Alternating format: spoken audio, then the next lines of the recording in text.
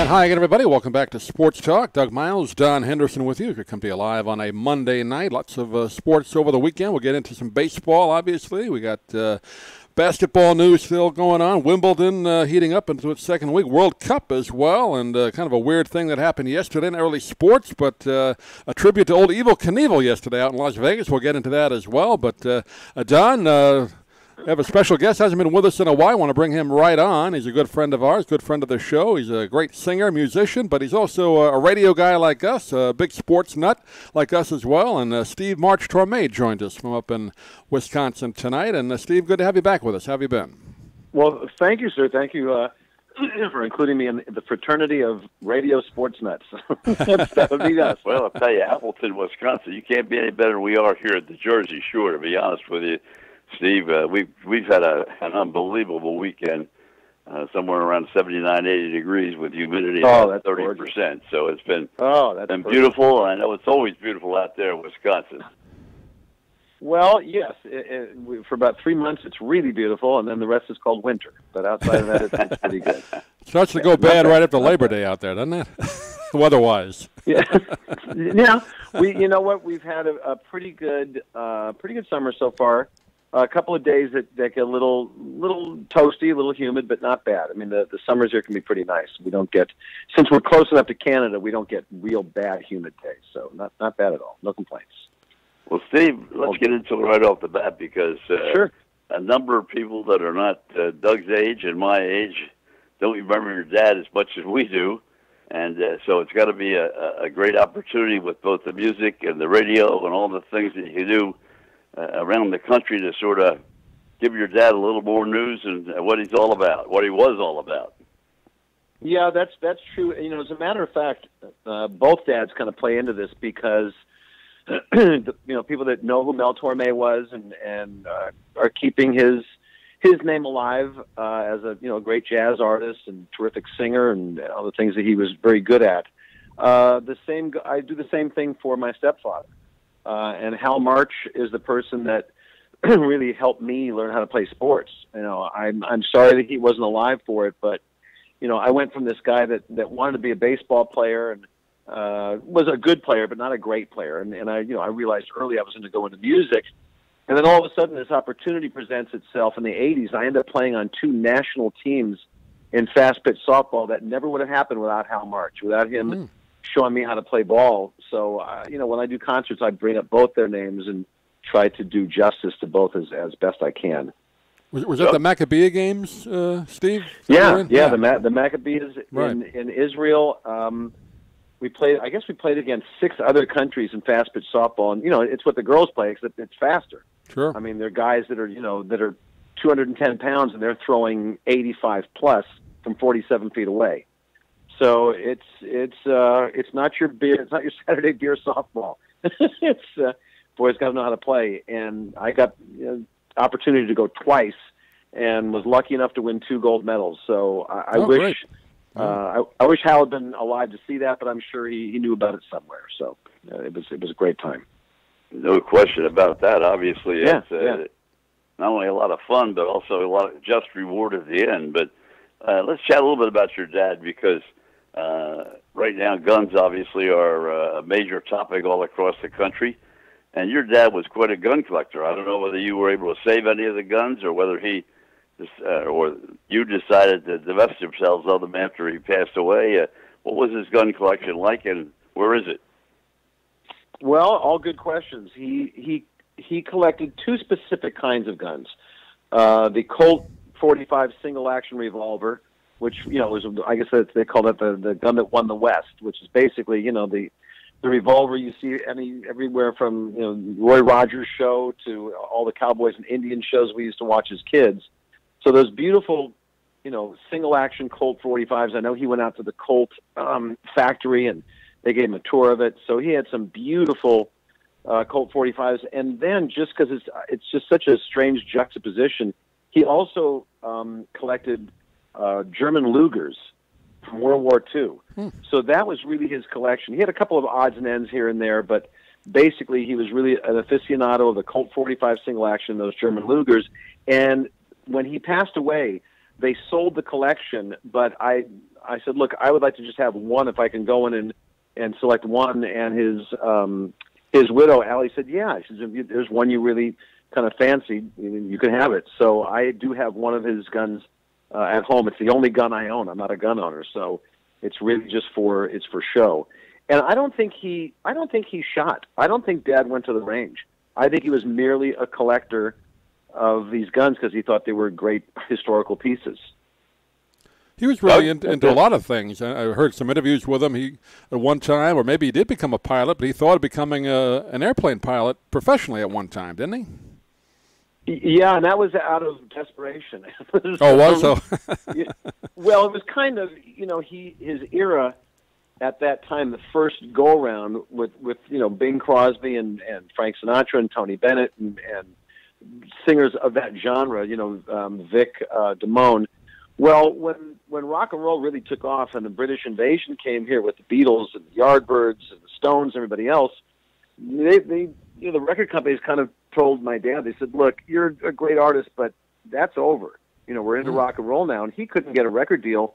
And he told his manager, he said, I don't care. I'll go become a commercial airline pilot. I love flying, and I might do that. Now, I don't know how seriously he really considered that, but he did have a pilot's license. He had his own Piper Cherokee, and I think after a few trips, whichever wife he was married to at that time said, that's it with the flying. That's enough of that. If you got to drive to Santa Barbara, you can drive there, but we can't take the chance of you being in a private airplane.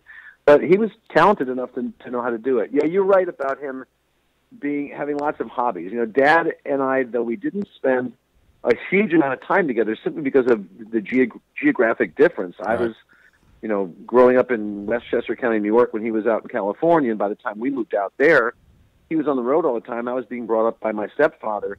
But just by osmosis, it seems we like the same stuff. I mean, I love trains, and he loved trains and model trains. I love airplanes, especially World War II airplanes. Same thing with him and cars, both car buffs. And we never really sat down and talked about them that much, but I guess even that was genetic.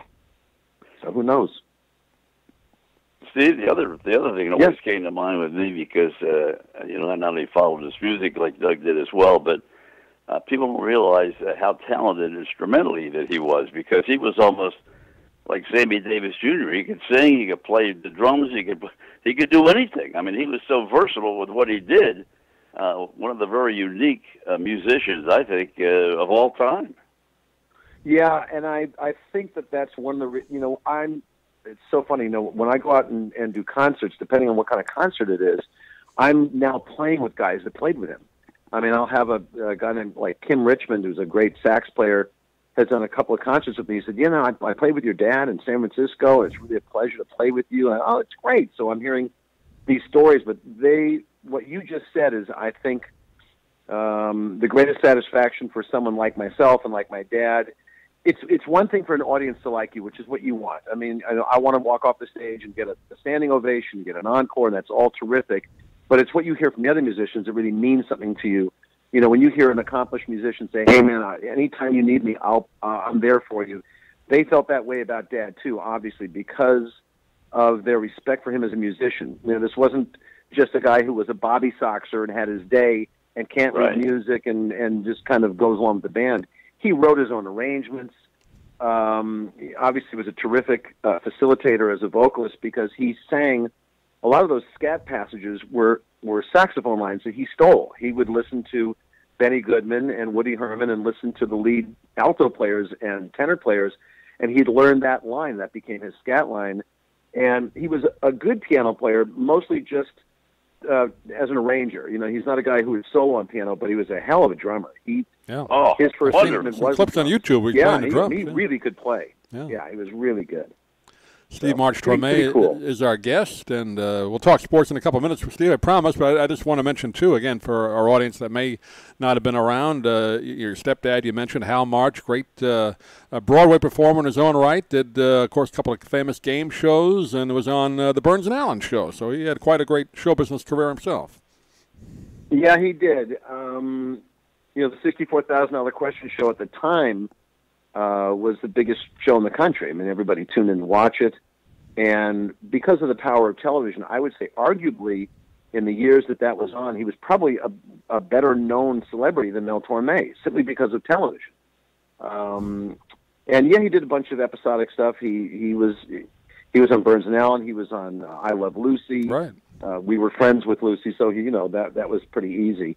And when I do interviews and often talk about my background, I tell people that I got very lucky because I didn't. I'm always asked, well, gosh, you must have met so many musicians through your father and the jazz world. Tell us about those people. I said, well, I met a few, but that really wasn't the case. I didn't grow up with him. I grew up in a household of comedians. So our dinner parties, growing up in the March household, every weekend, if my mom and dad weren't at one of their friends' house and we hosted it, every weekend it was Phil Silvers and Lucy and Milton Berle and Buddy Hackett and Jack Carter. Wow. This was our household. So it was great for me. I mean, to grow up in a household of constant laughter, these guys trying to top each other all the time.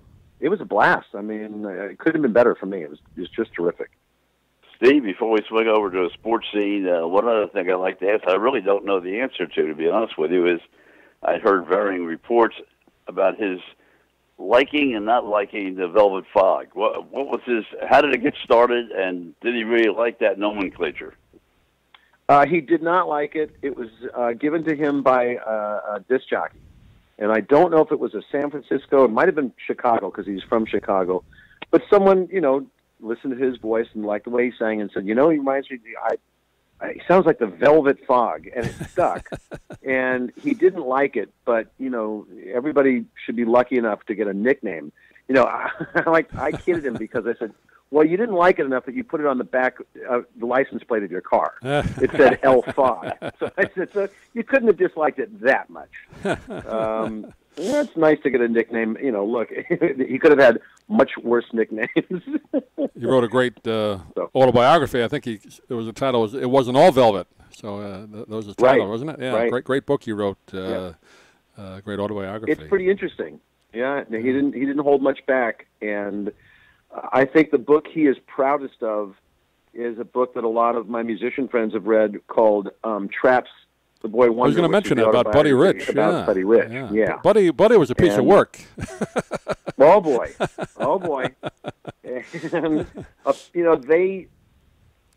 I didn't hang out with the two of them very much. A little bit, but it's not like I went on the road with them or really was on the inside of what was going on. But their personalities were so similar, and their talent level so similar that I'm not surprised that their relationship could get very tempestuous. I mean, when they were buddies, they were great buddies, and when they were ticked off at each other, they didn't talk to each other. And I think a lot of that had to do with not only the talent level and the egos, but also their stature, their literal stature as guys that weren't real tall guys that had to show everybody that they were talented and that they deserved the acclaim they got. And I think towards the end of Buddy's life, they weren't talking to each other, and Buddy knew he was sick, and he called Dad up and said, "Look, I want you to write my autobiography." And Dad said, "Okay." And Buddy said, "But I got one rule." And Dad said, "Well, what?" He says, You write everything. You don't hold anything back. I want everything in there, all the warts, everything." And Dad said, "You got it." And he wrote a hell of a good book. Yeah. Yep. Well, Steve, one other thing about that, and I always go back and say a lot of people listening here during the course of time when we replay it, a lot of people don't know who Buddy Rich is or was. And so maybe just touch on the fact you talked about, knowing what a great drummer he was, but Buddy Rich was considered at the time the primo. I think he's still considered the greatest drummer of all time. Even guys who are rock drummers who really can't play swing and can't play jazz, they go back and they watch those old videos and they just watch with their mouths open and go, how did he do that? I mean, he was like the first guy that was teaching guys how to do one-handed rolls. It's hard enough to do a press roll that's, really dynamic and exciting. He was doing it with one hand. Guys went, how are you doing this?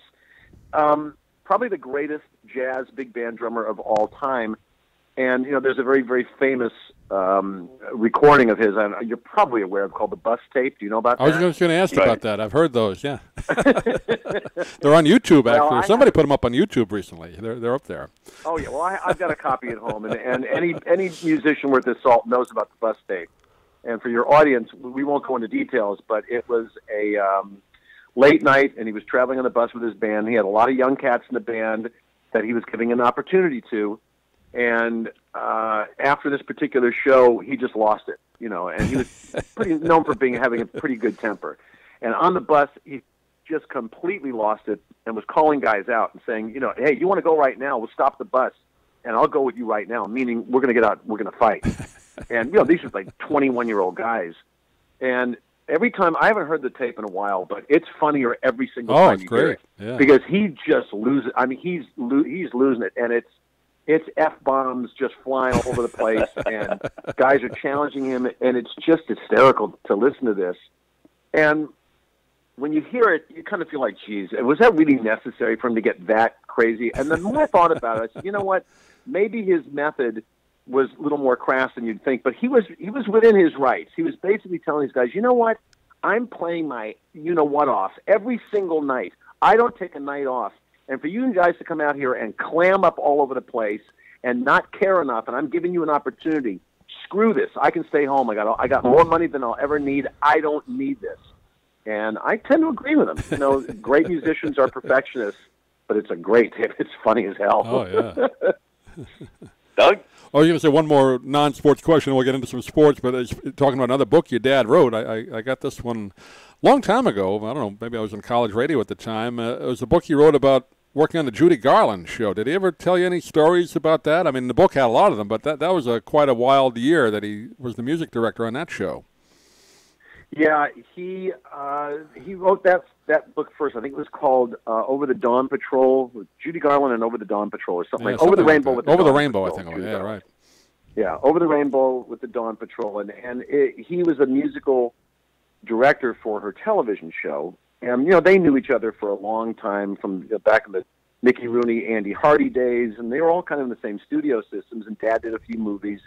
So they'd known each other for quite a while, and it probably was a natural fit to say, well, let's get Mel Torme, and he'll be the musical director. There's going to be a lot of music on the show, obviously. And I didn't get specific stories, but I know that it was a rather tempestuous relationship for obvious reasons. First of all, Dad was almost a teetotaler. I mean, he didn't drink at all, didn't smoke at all. His only vice was sweets. And by the time Judy was doing that show, it's no secret, she was taking stuff to go to sleep at night, and she was taking stuff in the morning to get up. And, from the time she was a little girl, that studio system kind of drove her kind of wacky, and you put her personality along with doing uppers and downers just to get through the day. She would show up late for rehearsal. She wouldn't show up for rehearsal. She wouldn't call in, and it made him crazy. I'll share something with you real quickly. You can find a YouTube clip, and you got to watch for it. But when you see it, you'll see that I was telling the truth. She did a Christmas special, and it's really nice. And Liza is in it. Liza's like the whole family was years on old. It, right. And, yeah. Yes, exactly right. And Dad sits down at the piano, and she does one of those. Hey Mel, how about we do that song you wrote? And he goes, okay, and he starts to play the Christmas song, and she starts singing it. Now, everybody knows the Christmas song. Well, she got about 2 verses in and completely screwed up the words. And without him missing a beat, and he's smiling and playing along, and she said something like, they know that Santa's on his way. He's trying to find the day. It was like completely wrong. And right without missing a beat, and he's playing, he goes, close. And he just kept going. And it's a great little clip because nobody realized it. I watched it and I said, oh, that's just too funny. He wasn't going to embarrass her. He wasn't going to stop. It was live television. But he gives her this big smile like, close, which was his way of saying, thanks a lot for remembering the words to my song. Yeah. Only the greatest Christmas song of all time. Yeah, yep. Done. So, boys, anything else you want to talk about as far as music or show business? I'm free to do so. It's your show, and you have my time.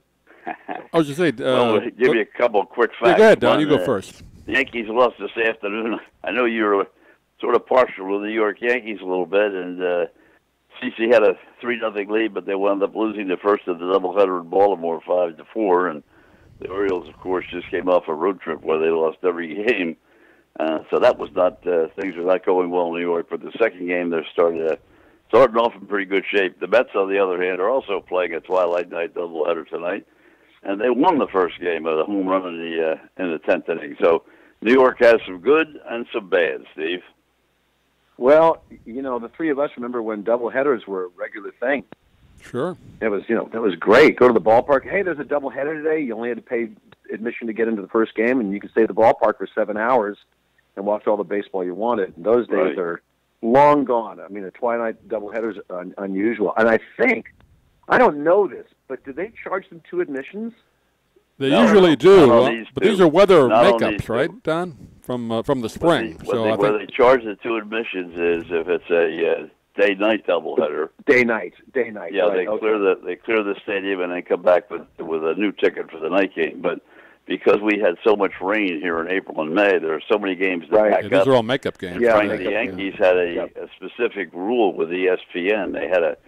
ESPN had them scheduled last night in Toronto to play a night game, and they went to the commissioner and all and said, we can't do that. We're playing a doubleheader in Baltimore tomorrow. And ESPN acquiesced, and so they played the afternoon.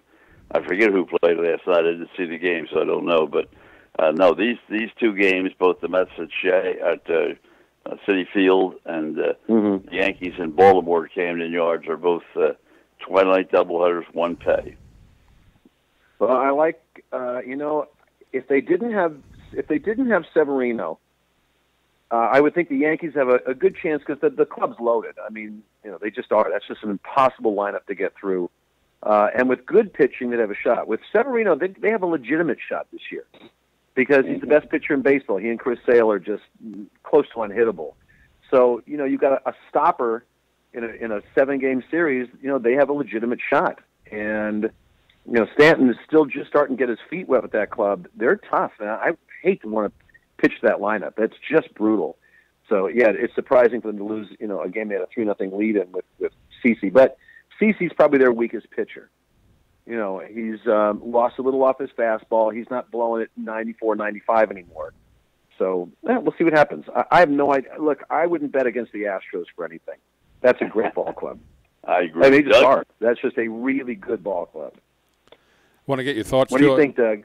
I agree with you. I think the Astros, they were so terrible for so long. They stockpiled all that talent, and all of a sudden they, of course, they won it last year, and they were, so bad. So I think other teams are trying to do the same thing now, tanking and hoping to get the stockpile like go the Astros model. But I agree with you. I think it's going to be Astros probably in the going to be tough for whoever, Boston or the Yankees. One of those 2 teams, which is kind of a shame, are going to be the wild card, and they're both probably going to win 100 games.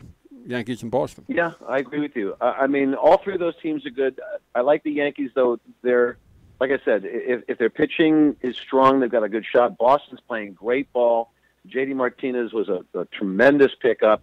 But the Astros don't really have any weaknesses. I mean, it's a really good staff. And, even if Verlander goes through a little spell where he's not pitching as well as he can, they got Keuchel, they got Morton. They got a really good ball club, and they just do everything well. And they are young cats. I mean, that's a team that could be good for 4 or 5 years. Oh, yeah.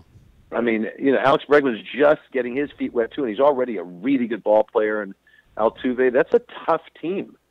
We'll see. I mean, my heart, I don't really root for any one team. I really stopped doing that a long time ago. I like different sports so much that I don't want to get emotionally involved with a team where I'm watching a game and I've got to walk around moping because they lost. It's like, really? They don't know I'm alive. What's wrong with you? So, I like to see the Dodgers do well because I finally like them now that Tommy Lasorda has almost nothing to do with them anymore. Oh, did I say that? I like the Yankees. Well, tell me the Tommy Lasorda. There. Everybody likes Tommy. I've known Tommy a long, long time. Why? What do you have against Tommy? I'm not a fan. Just as simple as that. Nothing. Look, I wish the man no ill will. I hope he lives to be 120. I was just not a fan of his as a manager. But anyway, We said at the top of the show you were in Appleton, Wisconsin, and do they know anything out there except the Green Bay Packers? I mean, do they believe there's another sport? Well, it's funny you mentioned that. The team with the best record in the National League has been a doormat for 6 years now, the Milwaukee Brewers. And, this team is I've always said they're an afterthought. I think they get the easiest job in baseball because the people in this state, it really is all about the Packers. I mean, that's what people live for here. And the Brewers are a great diversion. I mean, people are so happy that it's not snowing, that they're not freezing, that they can go to a ballpark, and if the Brewers win or they don't, it's okay. We'll have fun. We'll tailgate, and we'll have some fun afterwards. But, when do the Packers start? So this is a bonus for the Brewers to have stockpiled and become a pretty good team. Now, whether they can sustain it or not, I don't know, but they have the best record in the National League.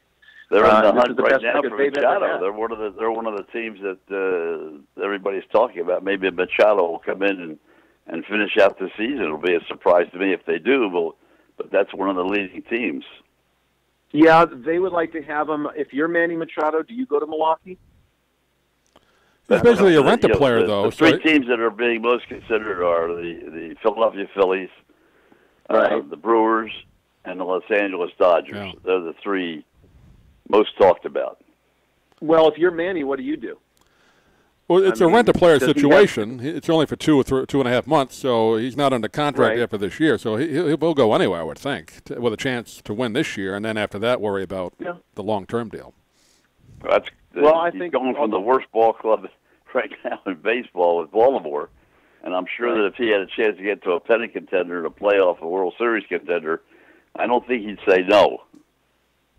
I don't either. And if you are him, which team do you think has a better chance of in the postseason, the Brewers or the Dodgers?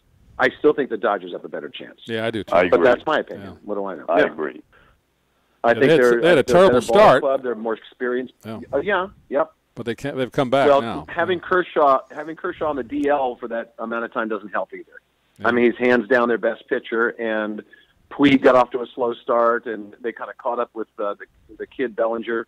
But they're playing good ball right now, and to their credit, they did not give up on Yasiel Puig because, 2 years in, they realized, boy, we've got a guy here with potential Roberto Clemente talent and about a 5-cent head. Yeah. He runs into outs. He throws to the wrong base. And I'm just glad that they realized, okay, he's coachable. He's not a hothead. He's not going to say, I'm doing it my way. Because they would have shipped him out. They would have said, you know what, it was nice having you, get out. And it's kind of working out. He's become a better ball player. And that's a 5-tool talent guy. So, that and that pitching staff, they got a shot. I don't think the Dodgers would be favored this year, but they have a legitimate shot. So if I was Machado, that's where I would go. Steve March Torme, our guest on the show, of course, singer, musician. And do you still do the radio, Steve, up there, the local show? I know you were doing that for a while.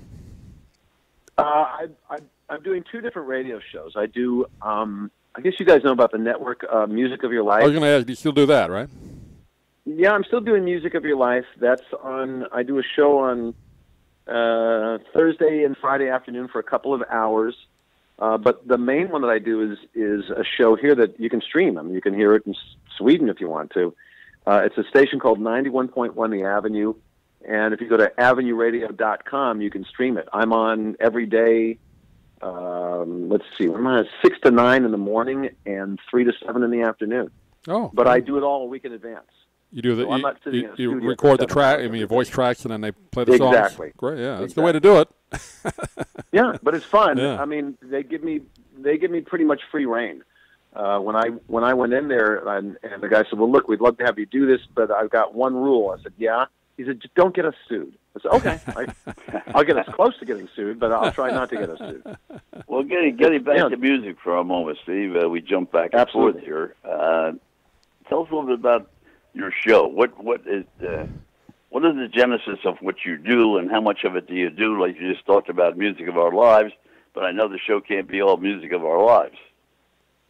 Are you talking about my radio show? No, I'm talking about when you're out performing. The concert show. Oh, okay.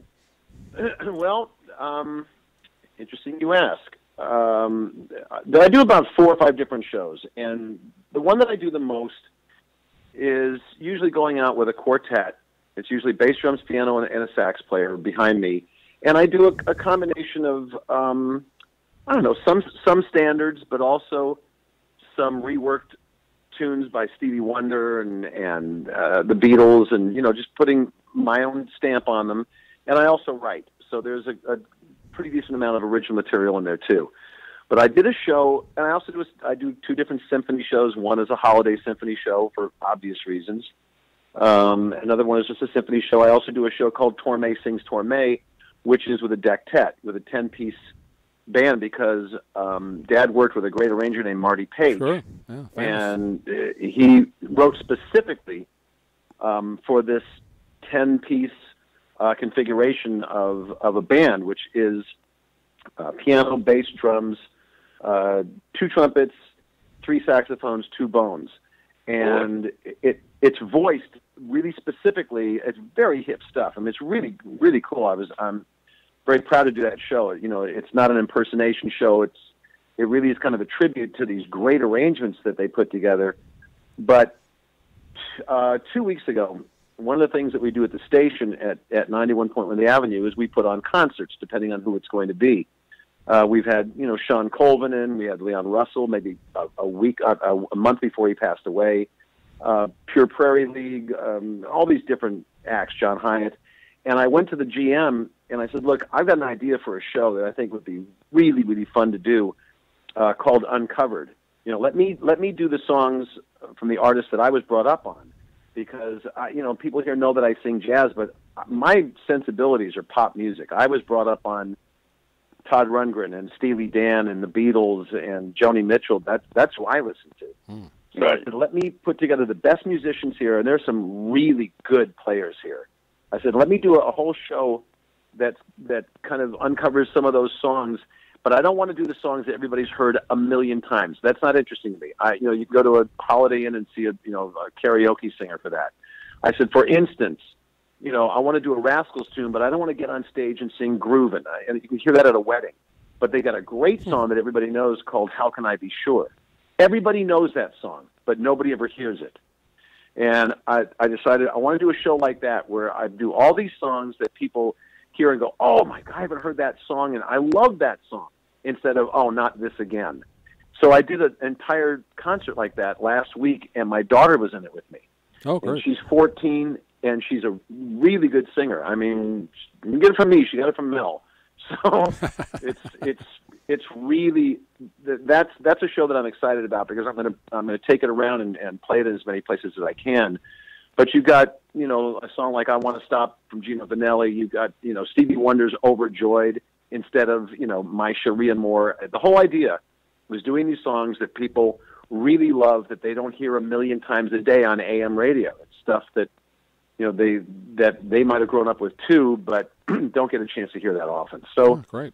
That's a long. You really touched on my next question. You said going out. Do you ever come to the East Coast, or do you work primarily out in the Midwest?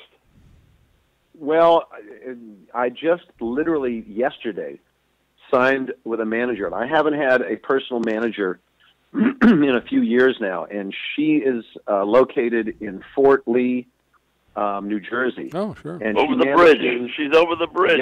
Yep, you got it. And she manages Freddie Cole, Nat's brother. Oh, great. Right. And about 3 or 4 other jazz artists. And we got big plans, and they will definitely include the East Coast. So hopefully going back to Florida and Philadelphia and New York and anywhere where they will have me. So I'm definitely looking to come back to the East Coast. We'll keep in touch, Steve. If you come down Florida in the wintertime, we'll definitely do something with you then. Absolutely. And then I know Don's up in Jersey for the summer. Absolutely. So, we're in Sarasota, and, of course, I'm on the Jersey Shore in the summertime. And so if you do anything around here, all the casinos we just opened 2 new ones in Atlantic City.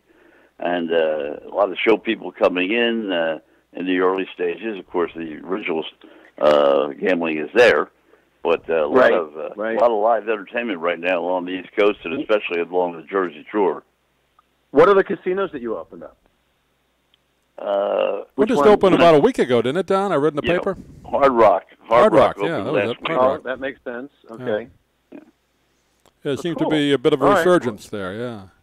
Well, Steve, before we wrap you up, I wanted to say, I mean, you come, you got great talent yourself. The Torme genes. I know you have another brother that's a singer, another brother that wrote for Star Trek and TV. I mean, quite the legacy you have in the Torme genes. So you're carrying it along well. Well, I appreciate that, and it is. This is not something I expected, but it is pretty neat to have this daughter who really can sing. Because every parent is proud of their kids, and they're going to brag about them. And I'm pretty objective about this stuff. I would just tell you, I've got a daughter who sings, and I don't know that she'd ever be professional, but she's okay. No, this one really has. She's got the it, and she doesn't oversing. She wants to do musical theater. She wants to be on Broadway. That's her desire, and she lights it up. So it's pretty neat. I mean, Dad would be, I think he'd be knocked out seeing his granddaughter sing, because I'm the only Torme that has kids. Oh, He's got 5 children. Oh. Yeah, and only Steve figured out how to have children. You read the manual. How many did you say you have? Twice. Pardon me? How many? He had 5 children. And oh, my. And none of them are getting younger. I don't see any more kids coming along. So his two grandchildren are my daughters. Oh, okay. Well, he had enough wives. He could have had a few more. Yeah, he almost had as many wives as he had children. Almost. In the long run, they're more expensive. So, that's right. Yep. Well, Don, you want to wrap up with one more, or we'll let Steve go here? We went a little bit over our time here, but. Well, I did. No, I just go back to what I said. I just hope he comes somewhere along the East Coast here, or, as you indicated, comes to Florida, whether we get a chance to see him in Tampa, Sarasota, or Naples, or wherever he may be performing, and we'd love to have an opportunity to do that. Yeah, I will definitely get back to Florida. I would love to, and one of the reasons it's fun for me to get down there is I get a chance to play tennis. So, Yeah, you and I still have to do that. We were going to do that years ago. We never quite got to do it. We'll have to hit the tennis ball around. Bobby Riggs is waiting for you. Oh, I would hurt Bobby Riggs. I would hurt Bobby Riggs. All right, I would love to. That'd be great. Steve Torme has been our guest. Thanks for taking the time. Yeah, great to chat with you again. It's been a while, but that's my fault. But we'll do it more frequently. Love to, and again, I will keep in touch with you guys. Let you know when I'll be there, because it'll be sooner than later. Great. Terrific. Thanks, Steve. Sounds good. Thanks, guys. Thank you so much. Steve Torme, our guest on the show. Don, I don't know if you want to do just a couple more minutes. We didn't get a chance to talk a little bit about what else is going on. We did the LeBron thing last week, so we won't go over that again. But Wimbledon, one more week, looks like Federer and Serena are just rolling along as they always have. Well, I'll tell you, it's amazing how many have dropped out. I mean, they have lost so many of the seeded players already as we're down to the 16, and it's amazing what's happened over there. I don't know how the television ratings have. I haven't seen any ratings information at all. Yeah, but I don't know how it's going. You get so many people. First of all, they're only in the United States. We talk about this in a number of sports. There are only a very select few that even. The Americans that play tennis at that level. Yeah. And so it's hard to get an audience. And so I wonder how they're doing at Wimbledon with the way that if you want to see it, you got to see it at 7:30 in the morning or 7 o'clock in the morning. And, are they willing to get up or you got to go to work? Very interesting to see what happens with Wimbledon. Yeah, Sharapova got knocked out early. Wozniacki got knocked out first over round. The weekend. Sharapova went down first round. Yeah, terrible. I mean, by her standards. And then, but Serena, after she had the birth, the baby last, whatever it was, December, boy, she's been on a roll in this tournament. I know she sat out a couple before coming in to kind of get rested up, but she looks pretty good. Yeah, she really has. You're right. She has gotten off to a great start.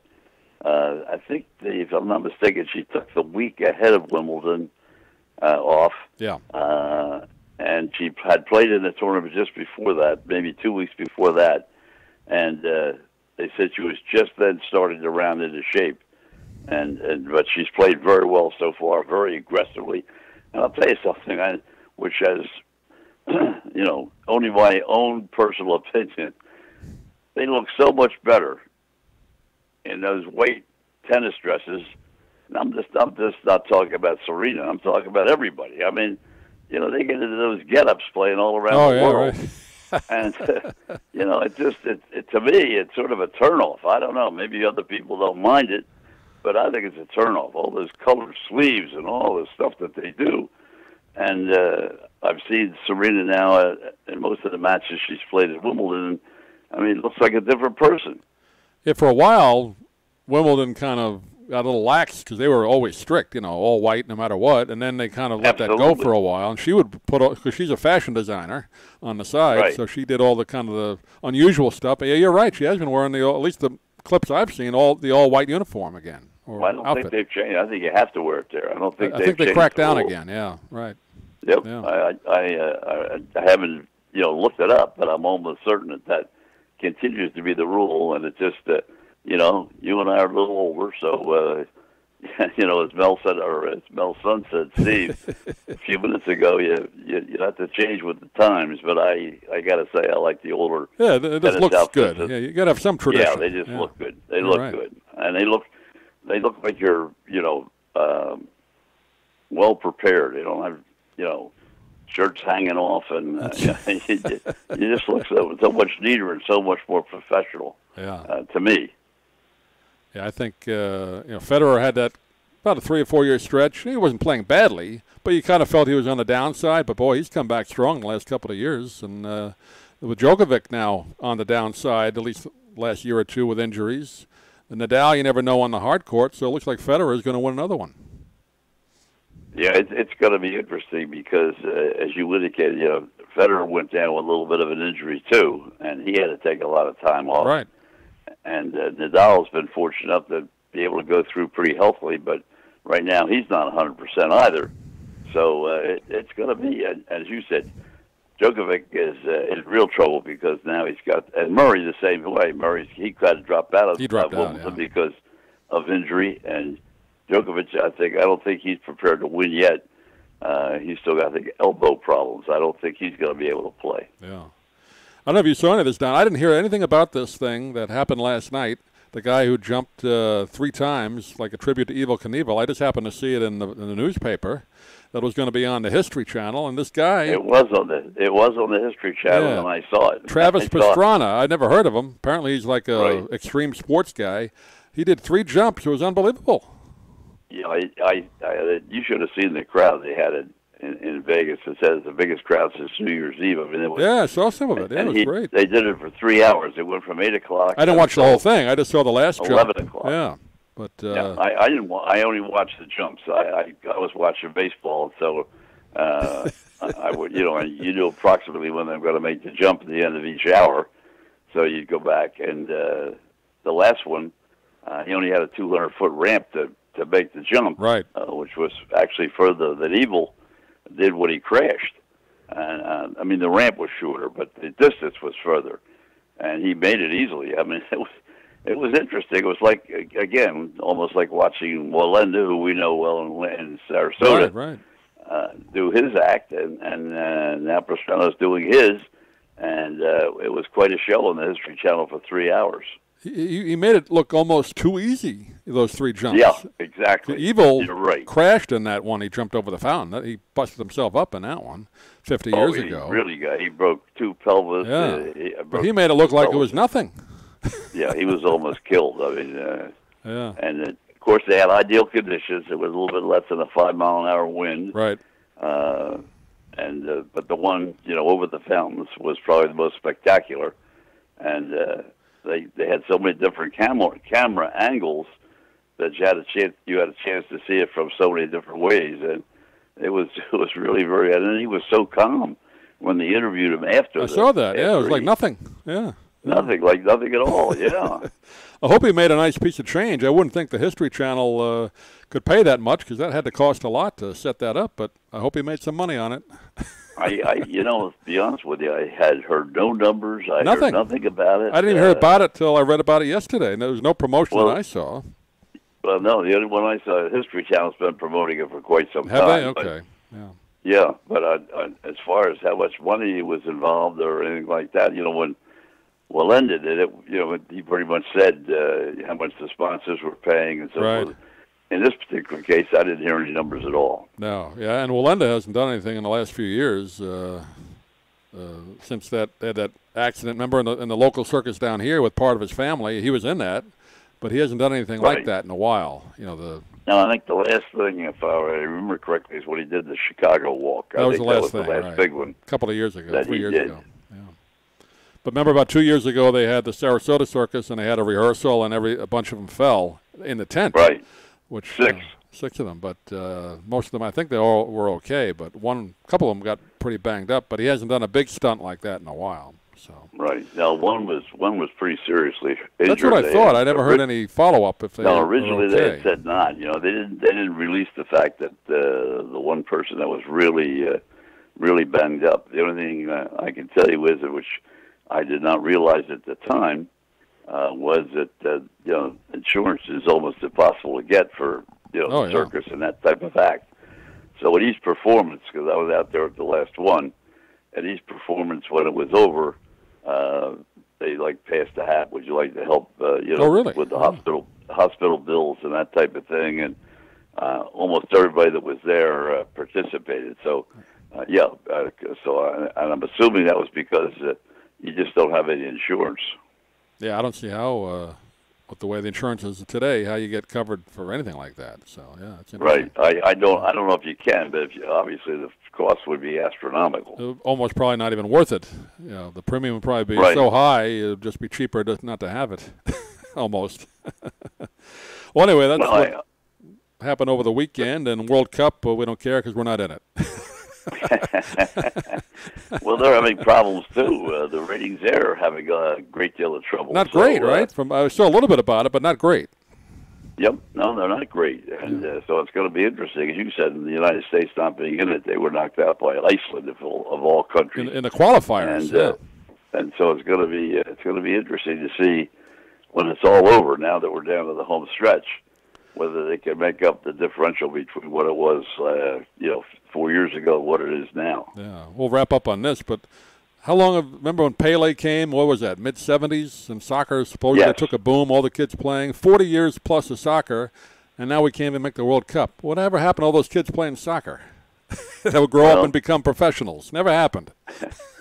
It really hasn't worked out too well, although I will say this, there are more Americans on the foreign teams today than there ever have been. I mean, we have made progress, but not necessarily with a team that's made up of only American players. No. So in that regard, you're right. But they have made progress. A great number of players now that played around the country for colleges, or in fact, or younger, are playing on European teams. So it's possible to get to that level, but not necessarily on a U.S. team. On a U.S. team, yeah. Well, anyway, we want to thank our guest again, Steve March Torme. You can check him out. SteveMarchTorme.com is his website. So check out his radio show. And, again, hopefully he'll come down to Florida. We'll have him back on then and go see his show. But, Don, I know we went over our usual allotted, but we wanted to talk, Steve, about music. That was interesting, some of those stories. Yes, they were. It's always, it's always great to talk to the old-timers because they have so many stories and just amazing them traveling the country and doing what they did. And we talked about the combination of drum playing, and, of course, Mel himself was a great drummer, as you probably well know. And so it's a lot of fun. Now, I know we've talked before. Your family had a jazz club in Jersey. Did Mel or Buddy Rich ever come in there? I know you said Doc Severinsen did, they right? were a little too rich. I shouldn't say they were too rich for our blood. What happened was that we would only do primarily 1 or 2 nights a week. Right. And I'm not going to come in for something as small as that for 1 or 2 nights. They want to stay for whole week. More than one night if they're going to travel. So and there was so much work at that time in New York and in Philadelphia that when you got guys that we were fortunate enough to get, Roy Eldridge and so forth and so on, they'd come in for just one night play and go, so it was okay. I know you said you had Doc Severinsen in a couple of times. He'd come in after the Tonight Show, right? And was in, Doc Severinsen was in many. We had many of the people from them. In fact, at one time we had four players from the Tonight Show band. Ross Tompkins, the piano player. Oh, yeah, sure. Doc, and the flugelhorn and Irby Green. Irby Green played with them too. So we were fortunate enough to have 4 people from Tonight Show band at different times. Yeah, a lot of those guys would come down here to the original Jazz Festival right after they retired, right, too. We used right. to see them. And Doc just turned 91 the other day, I saw in the paper. So God bless him. He's still out there performing, I believe. So doing well. I think he is, too. I wonder if he still has the quarter horses. He used to run his quarter horses. And oh, really? I didn't know He was pretty successul with it. I don't know whether he still does it or not. I didn't realize he was 91. It was in the paper, yeah, 91 in his birthday. I think he lives in Nashville now, from what I heard. So, but we'll see if we can get him on. We had him on once on the old station we were at in town, long time ago when he came to Van Wezel. But I don't know if he does interviews, but we'll see if we can dig up his number somewhere. Give it a try. We'll give it a shot. Well, that'll wrap it up for this edition, and enjoy the week. Enjoy the tennis, and another week of baseball before the break. So we'll talk a little All-Star next week, and Wimbledon, and golf, and whatever else is happening, and football right around the corner. Thanks, Don. You got it, partner.